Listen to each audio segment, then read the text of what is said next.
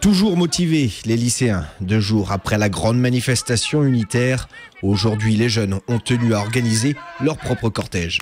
On essaye aussi de montrer qu'on n'est pas des demeurés, qu'on sait faire des manifestations sans forcément être entouré par la CGT, les autres syndicalistes.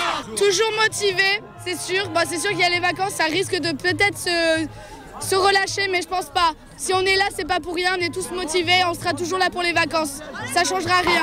Et d'autant plus que les lycéens sont rejoints par les étudiants au niveau de la gare. Des étudiants qui, globalement, se mobilisent contre la réforme des retraites seulement depuis 10 jours. Là, on vient soutenir effectivement les lycéens. On a voté ça en AG aujourd'hui. Après, les vacances, il y a une semaine sur les facs. On a déjà prévu des autres mobilisations pour le mardi de la rentrée, notamment une AG pour décider. On fait un peu des blocus en ce moment sur les facs. Les étudiants n'arrivent pas en retard. Actuellement, il y a de plus en plus d'AG.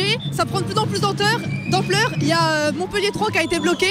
Et donc aujourd'hui, on a fait une AG à Montpellier 2 avec plus de 600 personnes. Donc ce qu'on peut dire, c'est que ça va continuer, quoi. En tout cas, lycéens et étudiants ont montré qu'ils pouvaient encadrer une manifestation, notamment lors du rassemblement face à la préfecture. Un peu plus tard, une petite troupe s'est dirigée vers l'hôtel de police de Montpellier, réclamer la libération de 5 personnes interpellées alors qu'elles occupaient le pôle emploi de la